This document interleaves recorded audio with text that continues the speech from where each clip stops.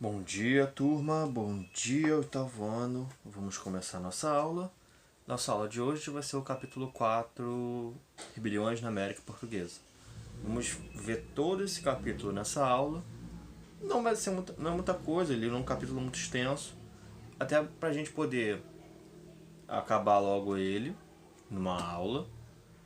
E a gente já vai estar com o módulo 1 completo, que é a nossa próxima aula, vai ser a prova.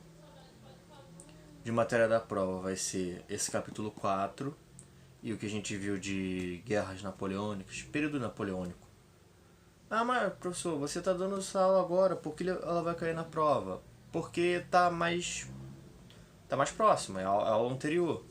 Eu dando essa matéria agora e cobrando o capítulo 4 e as guerras napoleônicas, vocês estão com um assunto mais fresco na cabeça, então vai ser mais tranquilo para vocês estudarem. Além disso, temos também que a prova vai ser bem simples, vai ser uma prova complementar. Então eu não vou pedir nada muito elaborado, vai ser uma prova bastante objetiva e que só com o conteúdo do capítulo 4 e do período napoleônico ainda dá para fazer uma prova aí bem legal para vocês e que não seja muito forçada, muito difícil. Rebeliões na América Portuguesa, página 346. Na segunda metade do século XVIII, diversos ideais revolucionários que circulavam em países europeus foram trazidos ao Brasil. Aqui, essas propostas se aliaram a uma insatisfação crescente com a coroa portuguesa e com suas medidas autoritárias. Esse contexto ocasionou duas rebeliões na colônia, as conjurações mineira e baiana. Então, a gente está vendo que no século XVIII, na Europa, acontece vários movimentos movidos por ideais que mudam o cenário europeu. Os que a gente mais destaca é a Revolução Inglesa e a Revolução Francesa. E, lógico, se está mexendo na Europa, vai mexer com as colônias, porque elas são afetadas pelo que acontece em suas metrópoles. Então, o Brasil, como colônia de Portugal, não ficaria de fora das ideias que estavam circulando por lá. Ah, mas professor, eu estou percebendo aqui que Revolução Francesa pode ter começado no século XVIII, mas só aconteceu mesmas coisas no século XIX. Sim, não. Lógico, aconteciam já fatores muito importantes no século XVIII da Revolução Francesa e no século XIX que a gente pega mais do período napoleônico, no seu apogeu. Mas, no caso de outros lugares, é que a influência das ideias não necessariamente tem que estar atreladas aos grandes acontecimentos. As ideias se espalham. Então, quando as ideias que estavam circulando na Europa, na segunda metade do século XVIII, o que é a segunda metade? Que seria de 1750 para frente, segunda metade do século. As ideias que estavam na Europa nesse período viajaram, chegaram no Brasil e aqui influenciou alguns movimentos, independente de outros que acontecessem, porque a gente tem que pensar que cada movimento, apesar de influenciado, ele tem suas próprias motivações. E no Brasil, as conjurações mineiro e baiano tinham suas próprias motivações. Tinha a ver com Portugal? Tinha a ver com Portugal. Mas coisas locais é o que mais movimentavam o acontecimento delas. Aqui temos, sempre na nossa imagem de capa, uma imagem interessante. Vemos como se fosse uma procissão de pessoas que estão sendo levadas por soldados. No caso, essa pintura se chama Jornada dos Mártires, de Antônio Perreiras. pintada em 1928. Na imagem temos a passagem de presos participantes da Conjuração Mineira, que a gente vai ver nesse capítulo, pelo povoado de Nossa Senhora da Conceição, de Matias Barbosa, em Minas Gerais. A capa ela traz, lógico, ampliado para caber nas duas páginas.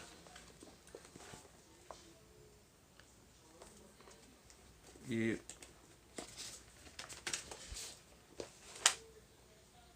aqui. Mas temos aqui na frente o que seria ela inteira.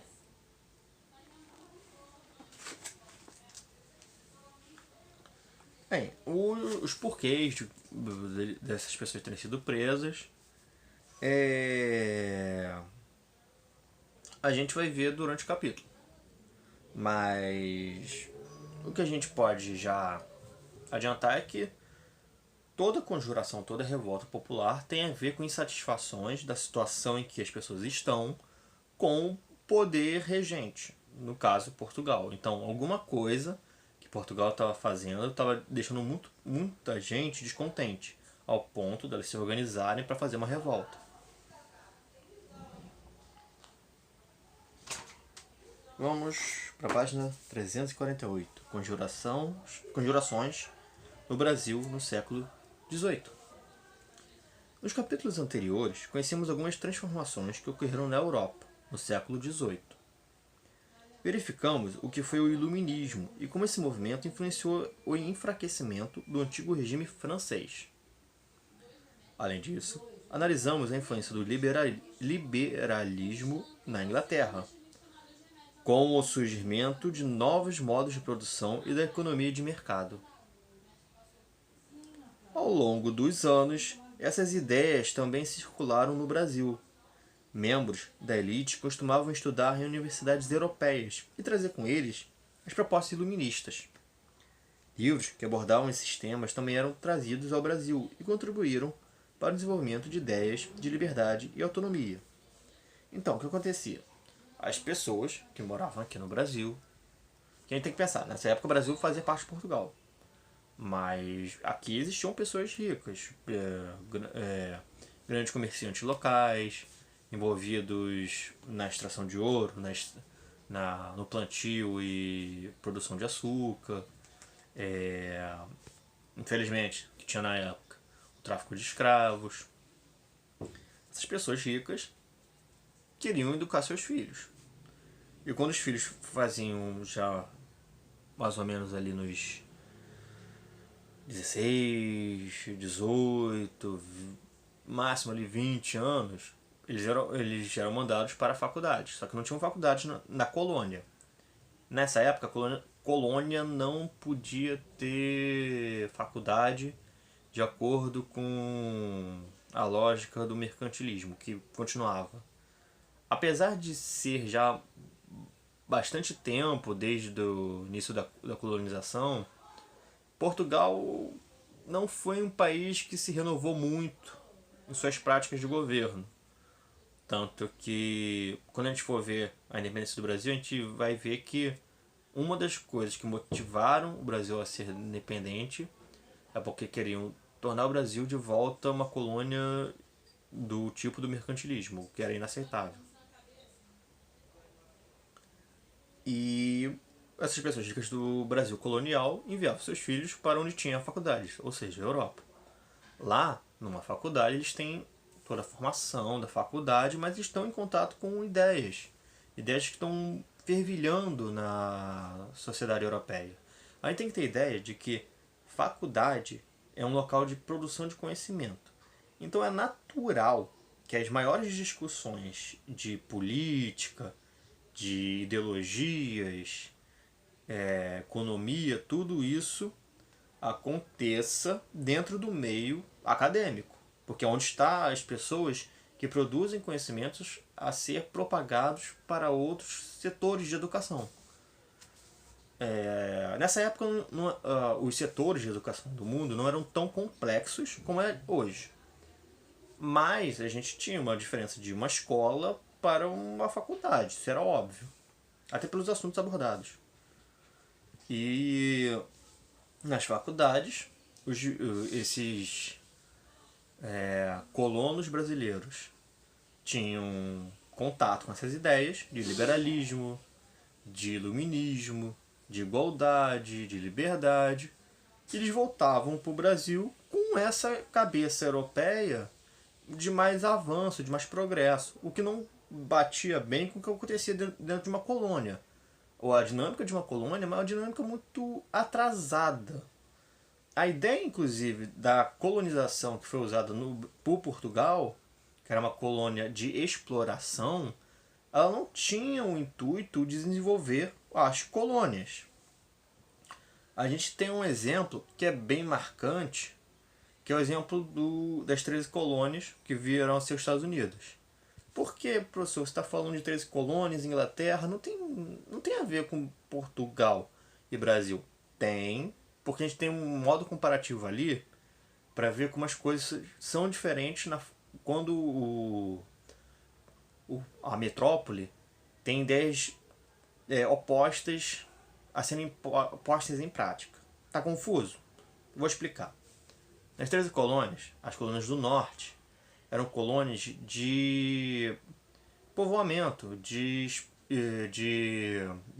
para desenvolver. Era a ideia das colônias do norte da Inglaterra, aqui na América, era essas colônias, as pessoas vão vir, vão morar, vão desenvolver as cidades aqui. Aqui é uma extensão da Inglaterra, assim como as do sul, mas aqui a gente quer que as pessoas venham morar mesmo, que elas habitem, que elas tenham uma infraestrutura aqui. Lógico, existe a ideia de que a metrópole tem sempre que ser melhor que as colônias. Mas não impedia que essas colônias de povoamento não se desenvolvessem. E se desenvolveram bastante. Inclusive, elas tinham, até antes da Revolução Americana, sua própria sistema de economia, eles faziam comércio livre, não eram atrelados e presos a decisões totalitárias da metrópole. A metrópole mandava neles, mas eles não estavam presos ali, eles não tinham que fazer 100% as coisas conforme a metrópole. Eles tinham que obedecer a metrópole, mas tinham sua autonomia de ação. E as colônias do sul, das 13 colônias da Inglaterra, eram colônias de exploração, assim como o Brasil. E ali era para plantações de produtos, trigo, milho, açúcar, tabaco, para venda. Eram colônias que a Inglaterra pensava, aqui vai ter colonização, mas é só para produzir coisas para a gente vender. Desenvolvimento pode ocorrer, mas não é o nosso objetivo. Só que a gente pega essas duas diferenças. Então tem duas diferenças do norte e do sul que aconteceram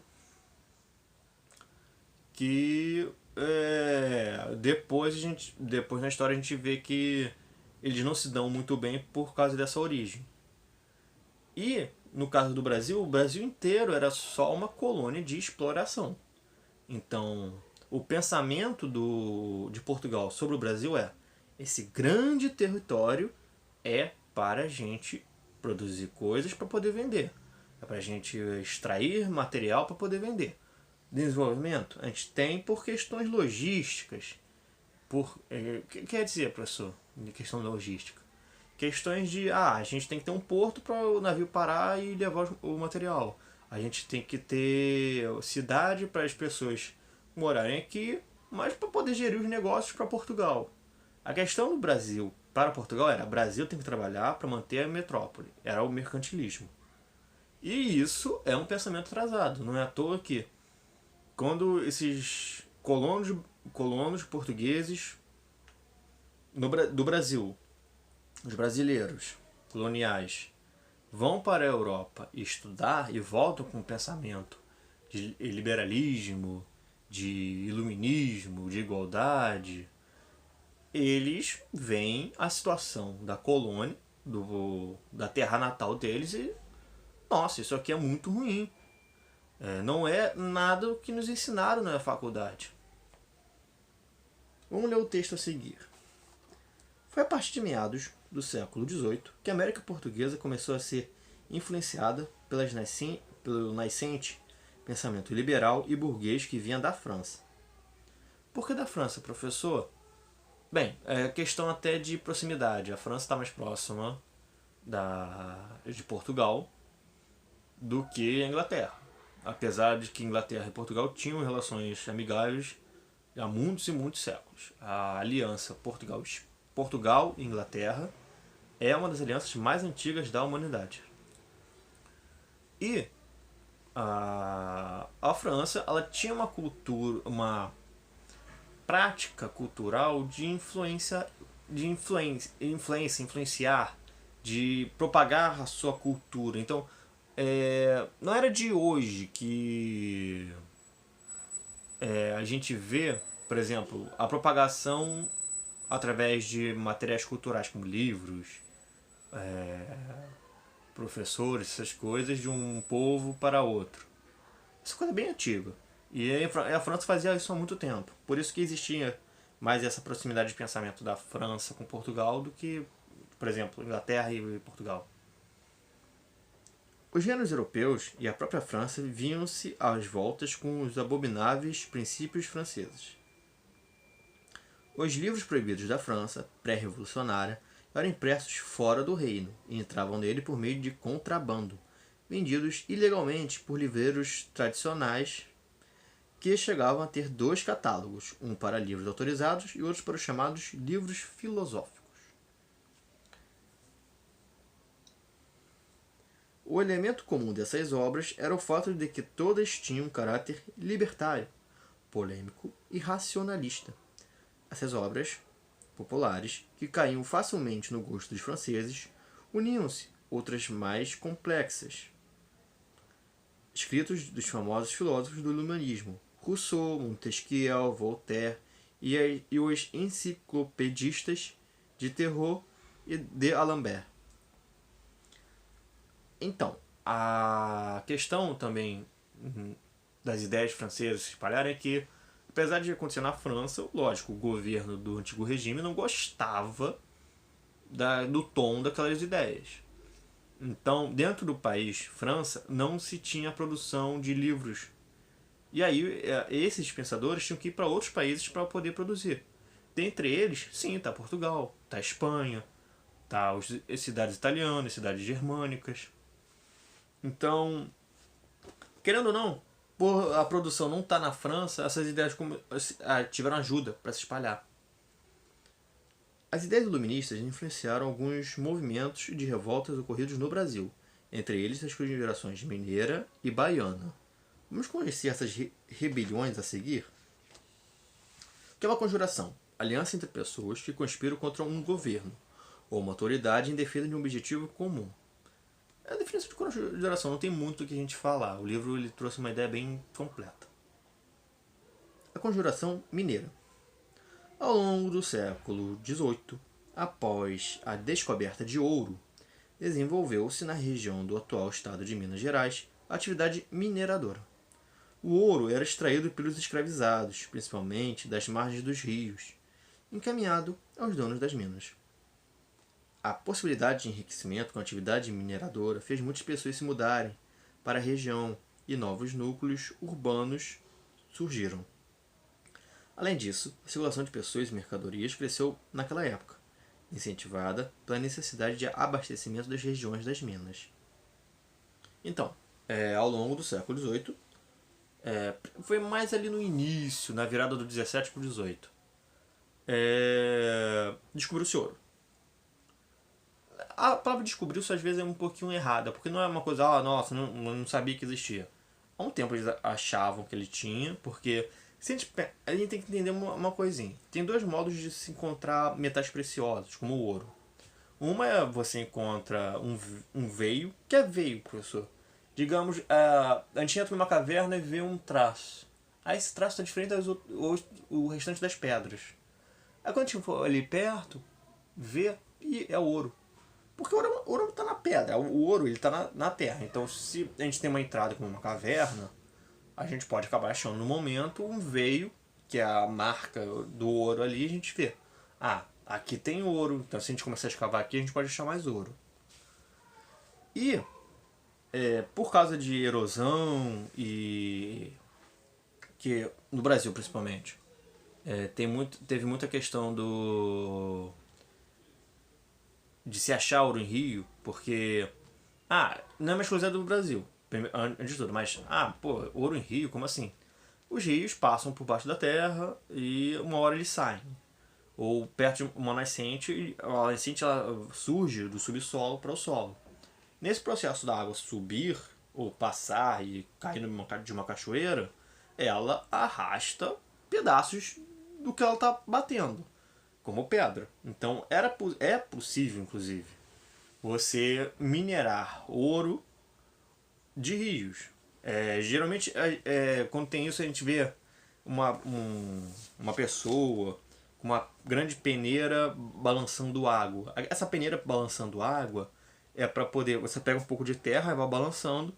Aí no balançar, meio que vai limpando os pedaços de pedra. Aí quando tá bem limpo, você pode ver o que é pedra, o que é cristal, o que é ouro, essas coisas. E por causa disso, até, já se tinha noção de que naquela região das Minas Gerais, do estado, Minas Gerais, Mato Grosso e outras, ali tinha ouro. Tá, tem ouro, a gente tem que começar a procurar minas. Por quê? A extração de ouro por rios é geralmente uma coisa muito, muito pouca. O ideal é você ir seguindo o rastro para achar onde está a mina. Onde está de fato as jazidas de ouro, que ali você faz as grandes extrações. E desencontraram. Quando encontrou, muita gente do resto das colônias soube disso. Temos que ir para lá tem mais oportunidade de fazer dinheiro. E eles foram todos congruindo, quer dizer, indo para a região, o que tornou a região de mineração muito populosa, e assim surgiu novas cidades. Com o tempo, Portugal ampliou o controle sobre a atividade mineradora, criando altos impostos e uma estrutura administrativa de fiscalização na região. Questões óbvias. Se começa a ter a exploração de uma riqueza, tem que se ter um controle do que está saindo, a arrecadação de impostos, porque a metrópole, ela sendo o governo, ela quer ganhar a partir dela, até para sustentar as tropas que estão ali para fazer a proteção, toda a infraestrutura e tudo mais. Considerando essas políticas abusivas, alguns grupos da sociedade mineira desenvolveram um forte sentimento de insatisfação em relação a Portugal. A situação se agravou com a circulação dos ideais iluministas entre os setores da elite mineira, que passaram a reivindicar maior autonomia e liberdade diante do domínio português. Então, o que aconteceu? Portugal chegou um pouco depois, não foi muito tempo não. Aconteceu dos colonos encontrarem, indo para lá. A gente tem que lembrar, a informação para chegar a Portugal demora um pouco nessa época. Ia de navio. Então bota aí uns 2 meses, 2 meses e meio, quase 3, para chegar em Portugal. Isso se não tiver ruim a situação do mar. Senão demora até mais. Nesse meio tempo, os colonos foram e... vamos para cá. Vamos para cá, vamos fazer a mineração, vamos pegar ouro. Mas aí quando chega em Portugal, olha, agora a gente tem que regularizar isso tudo. Vamos botar aqui uma equipe para poder administrar a região. Vamos fazer uma nova intendência. Que intendência? Seria o equivalente a estado numa colônia. Seria as províncias. Fazer uma nova intendência. Vamos botar aqui um sistema de imposto, de coleta. Vamos botar meta. Como assim? Os mineradores tinham que extrair tanto, senão teria que ser cobrado por fora. Quer dizer, eles teriam que pagar para suprir a quantidade que devia ser extraída naquele mês. Essas coisas incomodaram as pessoas que estavam envolvidas na mineração, principalmente quem estava botando muito dinheiro. Por exemplo, um grande produtor de açúcar, um dono de engenho de açúcar, soube do ouro e foi lá e investiu. Mandou trabalhadores, mandou escravos, mandou equipamento, mandou tudo. Ele estava conseguindo uma grande quantidade de dinheiro. Aí vem Portugal e pá! Cobra imposto, bota meta, regulariza. o cara ele perdeu ali a sua força perante o governo português. Porque ele estava se administrando, ele estava crescendo de uma maneira que ele queria, e o governo português veio e botou ele no lugar. Ele não gostou. Esses caras que estavam investindo muito dinheiro na mineração não gostaram disso. E aí veio essas ideias iluministas de liberalismo e eles estão gostando dessa ideia. Realmente, de fato, estou começando a concordar com eles. Porque o governo não deveria estar me limitando tanto assim. Então eles começaram a exigir de Portugal, olha, a gente veio aqui, a gente está fazendo esse papel de minerador, a gente está pagando, está tirando do nosso para fazer extração. A gente quer que a situação seja mais justa para o nosso lado. A gente é fiel a Portugal, mas, por favor, que a gente possa decidir mais dos nossos rumos. Até em questão de administração local, de administrar as cidades mineradoras. Eles queriam ter mais essa autonomia, que Portugal não deixava. Porque Portugal tinha o pensamento de vocês são colônia de exploração, vocês só produzem para mim, eu que comando tudo. A partir de meados do século XVIII, o esgotamento do ouro em parte das minas gerou grandes preocupações para a coroa portuguesa, que ameaçou aplicar a derrama, uma cobrança forçada que se fazia às pessoas que tinham dívidas com Portugal. Então, a derrama seria o imposto do que não deu para bater de meta. Digamos que, assim, Portugal definiu que a meta seria de 1.000 quilos de ouro por mês. Mas, depois que as grandes jazidas de ouro começaram a acabar, eles só conseguiam extrair por mês 800 quilos. Os 200 quilos de ouro que não puderam ser extraídos, porque acabou o ouro, não se achou, os mineradores, as pessoas da região, teriam que pagar, ou juntar um dinheiro para poder pagar esses 200 de ouro, para compensar a coroa portuguesa. Essa praticamente era o intuito da derrama. E isso enfurecia muita gente. Porque eles viram que não adianta eles ficarem cobrando isso da gente, porque não, a gente não tem como criar ouro. As jazidas secaram. Agora tem uma quantidade limitada que a gente está tendo dificuldade para achar. Não vai ser aquela coisa do início da mineração. Por exemplo, no início da mineração, por mês, conseguia-se extrair até 30 mil quilos de ouro. É muito ouro. Eles mineraram muita coisa em muito pouco tempo. Então, uma hora esgotou. Ficou muito pouco. E quando ficou muito pouco, a coroa portuguesa não queria aceitar isso. Por isso que começou a questão da derrama a ficar muito preocupante. Todo o ouro encontrado devia ser entregue nas casas de fundição, criadas pelo governo português. Ali, o ouro era fundido e dele extraída a quinta parte para a coroa, 20%. Quer dizer, tudo que era produzido, 20% ia para a coroa. O resto ficava ali para ser distribuído de partes iguais. Ou, por exemplo, distribuir uma parte, 20% para a coroa, aí 10% a gente pagamento dos mineradores, aí o resto fica com o investidor. Tinha essa divisão, mas o certo era que 20% tinha que ir para a coroa portuguesa. Sendo o restante transformado em barras com selo real, que eram então devolvidas ao dono. Acima, barras de ouro do século XVIII, as quintadas, porque tinha coisa do quinto, um quinto, por isso que ele recebeu esse nome. Então, por que levar o selo? É para autentificar. É para, caso a pessoa queira vender aquele ouro, o comprador saiba de onde veio. Saiba que veio da coroa portuguesa, saiba que veio de Portugal. Era importante, ainda é muito importante você autentificar a origem do material que você está vendendo. Ainda mais nessas questões de mineração. Os planos revoltosos. Em 1789, a ameaça da derrama gerou muitos conflitos entre a população e as autoridades locais portuguesas. Grupos da elite de Vila Rica, atual Ouro Preto, organizaram então um movimento de contestação que ficou conhecido como Conjuração Mineira. As principais reivindicações dos revoltosos naquela época eram cancelamento da derrama e perdão das dívidas com o governo português. Quer dizer, acaba esse imposto de derrama, porque é muito abusivo, e quem está devendo, Portugal perdoa. A gente começa do zero. Seria uma forma de, a gente não está gostando disso, e vocês estão sendo muito abusivos, quer dizer, a gente começa do zero, e a gente vê uma outra forma aí para frente. Ampliação da autonomia política de Minas Gerais. Quer dizer, se Minas Gerais era uma província, eles queriam elevar o status de Minas Gerais a uma situação em que eles tivessem mais autonomia.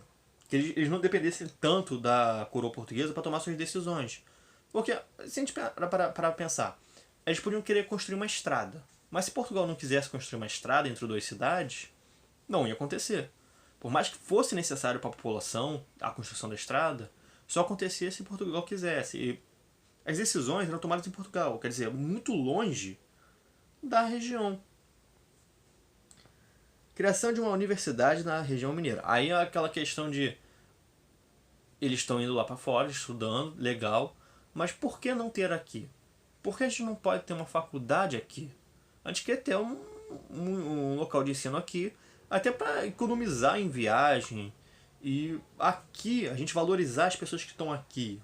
Produzir conhecimento na região é um sentimento muito importante para um povo. Autorização para instalação e funcionamento de manufaturas. Aí é aquela coisa, a manufatura é já um passo antes da industrialização, e eles queriam que isso acontecesse na colônia, principalmente, no caso, Minas Gerais. Estavam muito mais preocupados com Minas Gerais do que com o resto da colônia portuguesa. Mas, pelo pacto colonial do mercantilismo, manufatura só se produzia em Portugal. Então, eles estavam sendo completamente contra o mercantilismo.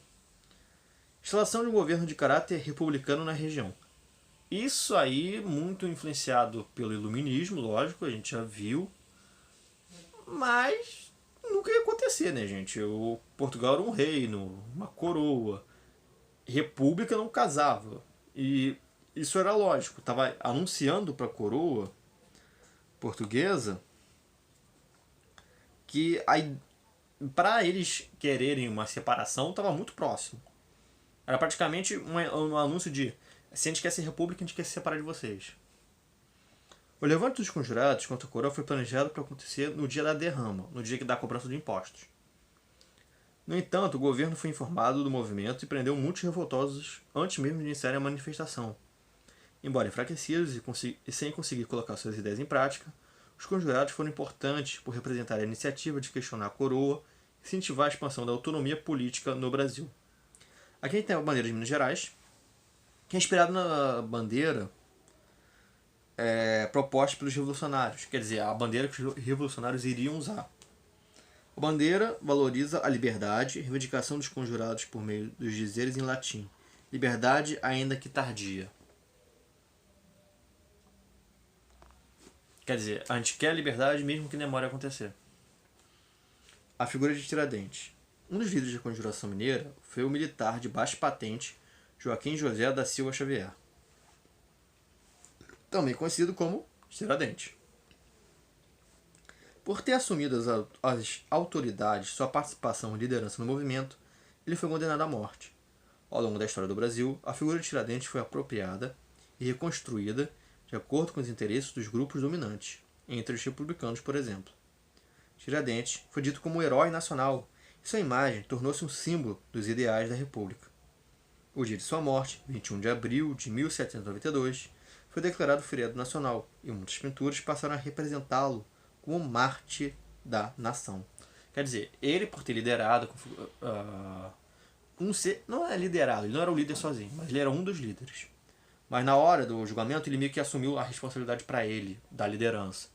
Então ele foi o grande responsabilizado no caso. Quer dizer, Portugal apontou e falou: você é o grande culpado. E com isso, ele foi sentenciado à morte, mas a imagem dele ficou muito emblemática. como uma imagem de luta do brasileiro contra a coroa portuguesa. Barroco mineiro.